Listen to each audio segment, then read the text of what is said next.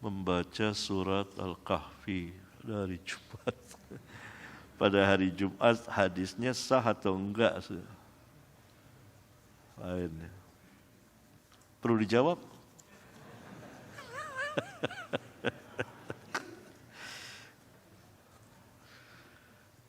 Ikhwan, banyak banget saya ditanya seperti ini.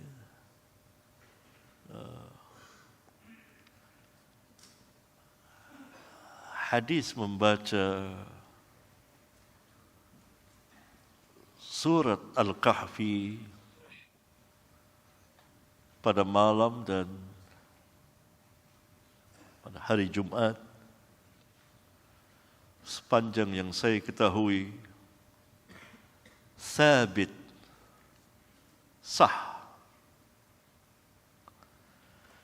karena datang dari riwayat sahihah, walaupun tidak disebut pada sebagian riwayat. Tidak mengapa, karena selama yang meriwayatkannya itu Al-Hafidh Al-Mutqin, maka selamanya riwayatnya diterima, karena ia merupakan tambahan lafaz dari perawi yang thiqah, yang tidak diriwayatkan oleh kawan-kawannya sesama perawi thiqah. Ini madhab jumhur al-fuqaha wal muhaddithin.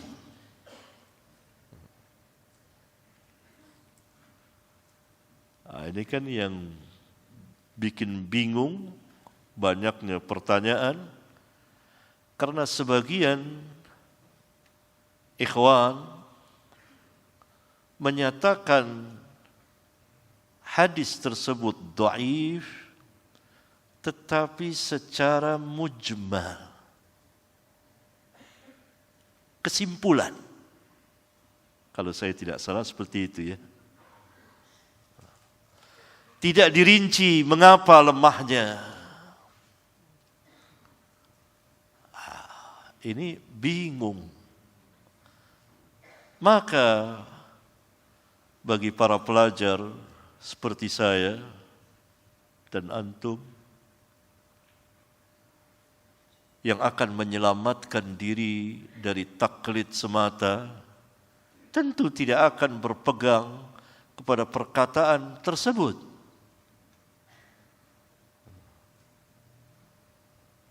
Karena setiap celaan harus dijelaskan kenapa.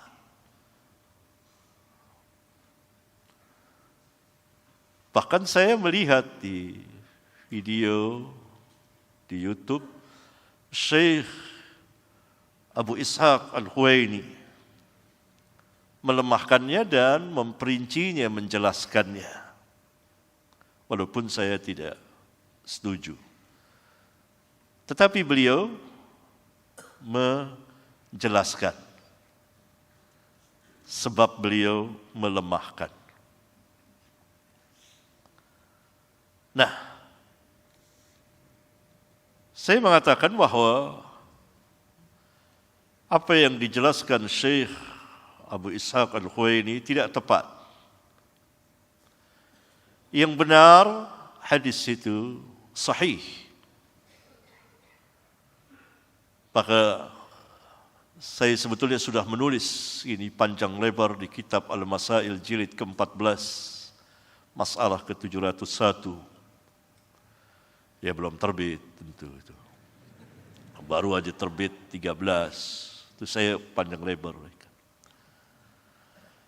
Seperti ini saya menjelaskannya. Ini tidak dapat tidak, terpaksa karena begitu banyak pertanyaan. Saya harus sedikit tafsil. Ini menyimpang dari pembicaraan kita ya. Tapi enggak apa-apa ya kelihatannya ya. Perlu ya. Perlu ya.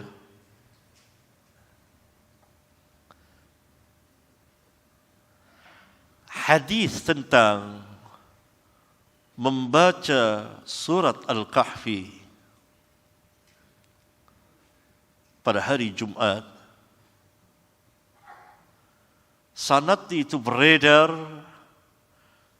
dari jalan Abu Hashim Ar-Rummani.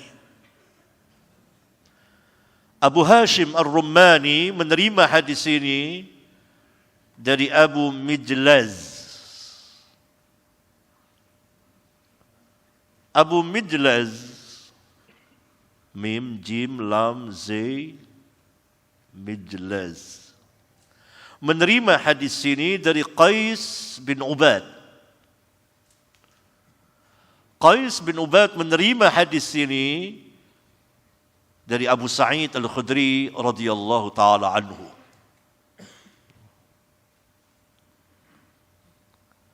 Abu Hashim Ar-Rummani yang terakhir tadi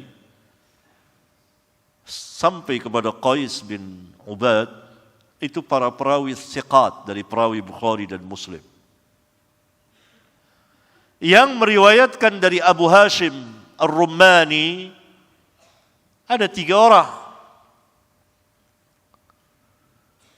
Yang pertama Hushaim bin Bashir, yang kedua Syu'bah bin Hajjaj, yang ketiga Sufyan bin Sa'id bin Masruq Al-Thawri, atau terkenal dengan nama Sufyan Al-Thawri. 3 orang. Yang meriwayatkan dari Abu Hashim, yang meriwayatkan dari Hushaim bin Bashir, ada beberapa orang. Ada Nu'aim bin Hammad, meriwayatkan dari Hushaim. Al-lafaznya marfu' sampai kepada Nabi SAW, dan lafaznya sampai kepada Nabi SAW, marfu' sampai kepada Nabi SAW, dan lafaznya yang sangat terkenal. Man qara'a surat al-kahfi fi yawmil jumu'ati adha'a lahum minan nur bainal jumu'atain. Barang siapa yang membaca surah Al-Kahfi pada hari Jumat, maka meneranginya, cahaya meneranginya di antara 2 Jumat. Tetapi Nu'aim bin Hammad dhaif, dilemahkan oleh para ulama. Dan lafaz bainal jumu'atain tidak tepat, keliru dia. Oleh karena itu yang mengiringi, yang mengikuti Nu'aim adalah Yazid bin Makhlad bin Yazid. Diriwayatkan secara mu'allaq oleh Al-Imam Al-Baihaqi. Lafaznya sama, marfu', lafaznya sama, tapi bagian akhirnya fima bainahu wa bainal baitil atiq, akan meneranginya jaraknya antara dia dengan Ka'bah, Baitul Atiq. Ini lafaznya benar, tetapi hadisnya mu'allaq. Kemudian yang meriwayatkan dari Hushaim lagi, selain Nu'aim bin Hammad dan Yazid bin Makhlad bin Yazid, ada Abu Nu'man. Abu Nu'man namanya Muhammad bin Fadl As-Sadusi. Dia meriwayatkan dari Hushaim bin Bashir. Dan terus ke atas seperti yang saya sebutkan, tetapi mauquf, hanya perkataan Abu Sa'id Al-Khudri, tetapi dihukumi marfu' karena berbicara tentang perkara yang gaib. Al-lafaznya seperti ini. Man qara'a surat al-kahfi lailatal jumu'ati adha'a lahu minan nur fima bainahu wa bainal baitil atiq. Barang siapa yang membaca surah Al-Kahfi pada malam Jumat, maka nur cahaya akan meneranginya antara dia dengan Ka'bah, jaraknya. Ini hadis sahih, mauquf, perkataan sahabat yang dihukumi marfu', yakni bersandar kepada Nabi SAW. Mengapa? Karena yang dibicarakan adalah perkara yang gaib, yang tidak mungkin Abu Sa'id Al-Khudri akan mengetahui. bahwa membaca surat itu pada malam Jumat akan diterangi oleh cahaya antara dia dengan Mekah, dengan Ka'bah. Kalau bukan dapat keterangan dari Nabi yang mulia alaihi salatu wassalam. Ini sahih hadisnya. Karena rawi-rawinya thiqat. Abu Nu'man, rawi dari Bukhari dan Muslim, thiqah. Hushaim bin Bashir, sudah saya jelaskan, thiqah. Abu Hashim Ar-Rumani dan terus ke atas tadi saya jelaskan. Ini rawi sahih ala syaratil Bukhari wa Muslim, atas syarat Bukhari dan Muslim. Di sini disebut malam Jumat. Dan Abu Nu'man tidak sendirian dalam meriwayatkan hadis itu. Ada yang membantunya, yaitu Al-Imam Sa'id bin Mansur, meriwayatkan di kitab sunannya dari Hushaim bin Bashir dan terus ke atas. Mauquf sama. Lafaznya, man qara'a surat al-kahfi fi yaumil jumu'ati adha'a lahu minan nur fima bainahu wa bainal baitil atiq. Barang siapa yang membaca surah Al-Kahfi pada hari Jumat, maka cahaya akan meneranginya antara dia dengan Ka'bah. Sa'id bin Mansur, seorang imam dari rawi Bukhari dan Muslim, thiqah dan penulis karya-karya ilmiah. Ia meriwayatkan hadis ini di kitab sunannya. Ini sahih. Disebut hari Jumat. Tidak bisa hadis ini ditolak. Hanya karena yang lain tidak meriwayatkan lafaz Jumat. Lafaz hari Jumat. Tidak bisa. Karena masing-masing rawi thiqah meriwayatkan apa yang ia terima dari syekhnya. Ini riwayat Hushaim bin Bashir. Sekarang kita lihat riwayat Syu'bah bin Hajjaj. Yang meriwayatkan dari dia Muhammad bin Ja'far Gundar. Lafaznya seperti ini.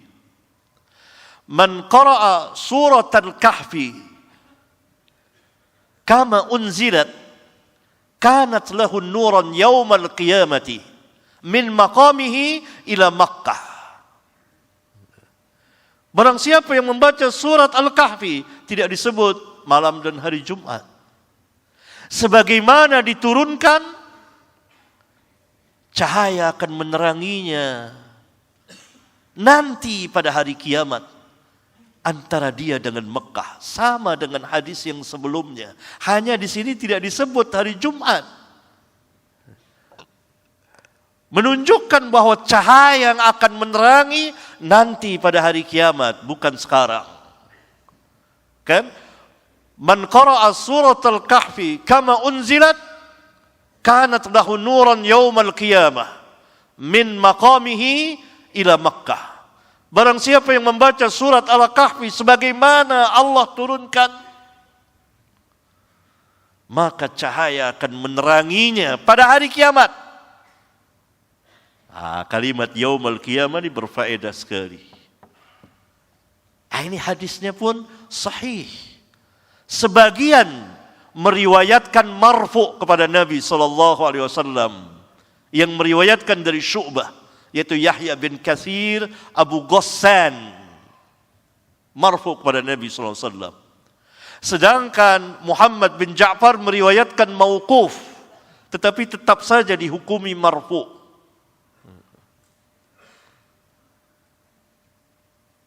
Kemudian riwayat Sufyan Ats-Tsauri sama dengan riwayat Syu'bah bin Hajjaj, mauquf, tidak disebut hari, tidak disebut hari Jumatnya, tidak disebut hari Jumatnya. Syekh Abu Ishaq Al-Huwaini, karena sebagian ikhwan tidak memperinci, saya perlu mengomentari apa yang dikatakan Syekh Abu Ishaq Al-Huwaini, saya tidak sepakat. Mempertentangkan antara riwayat Hushaim bin Bashir dengan riwayat Syu'bah bin Hajjaj dan Sufyan Ats-Tsauri. Dikatakan bahwa Syu'bah bin Hajjaj dan Sufyan Ats-Tsauri tidak menyebut pada hari Jumat. Oleh karena itu riwayat penyebutan hari Jumat tidak kuat, mukhalafah, menyelisihi riwayat yang tidak menyebut hari Jumat. Ini tidak tepat. Keliru.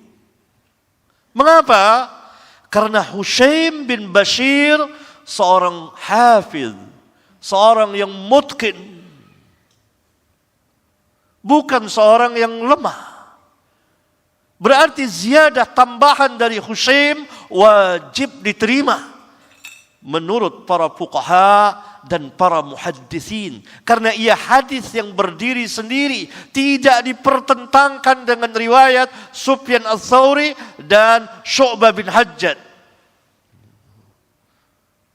Oleh karena itu Al-Imam At-Tirmidzi di akhir kitab sunannya menjelaskan bahwa yang jadi pegangan itu apabila ada tambahan riwayat, tambahan lafaz dari sebagian rawi adalah rawi yang hafiz. Dan Hushaim adalah rawi yang hafiz, mutqin, rawi Bukhari dan Muslim. Bahkan ada kisah yang menarik. Hushaim bin Bashir sejak kecil sudah duduk di majelis hadis. Ayahnya melarangnya. Ayahnya penjual ikan. Larang. Tapi Hushaim tetap duduk di majelis hadis. Suatu saat dia tidak hadir di majelis hadis. Maka guru besar di situ bertanya, kemana orang anak yang biasa hadir tadi? Diberitahukan dia sakit. Sakit, mari. Qadi ini, qadi besar. Mari kita jenguk, bangun semua. Jenguk Hushaim. Datang ke rumah penjual ikan ini. Lalu ayahnya Hushaim diberitahukan ada qadi datang ke rumah antum. Kaget dia, qadi sampai datang ke rumahnya. Saya ini orang apa kok bisa didatangi qadi? Hanya karena anaknya. Maka kemudian dia berkata kepada ya bunayya, wahai anakku, dahulu saya pernah melarangmu belajar hadis. Sekarang belajarlah. Gitu. Suruh belajar. Yani qadi datang ke pintu rumahnya. Orang besar datang ke pintu rumahnya karena anaknya. Nah itu cerita Hushaim. Dia orang hafiz. Bagaimana riwayatnya ditolak? Setiap tambahan dari perawi yang thiqah maka wajib diterima walaupun kawan-kawannya tidak meriwayatkannya. Dan contoh yang demikian di dalam hadis banyak sekali.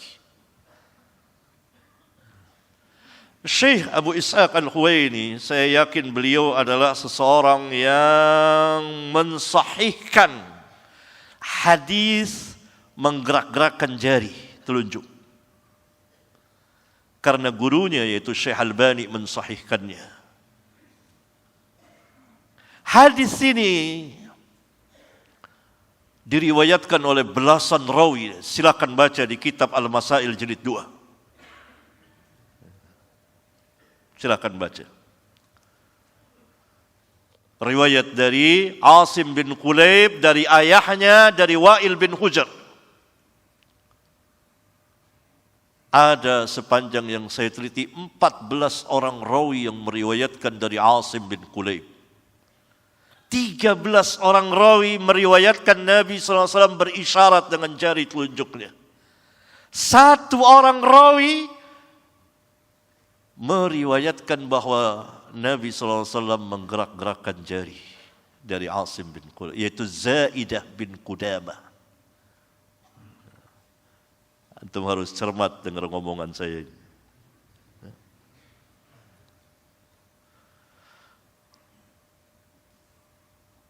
13 orang rawi tidak memberikan ziyadah. Tidak ada ulama yang mengatakan bahwa 13 orang rawi ini menyalahi 1 orang rawi sehingga riwayatnya dhaif. Enggak ada.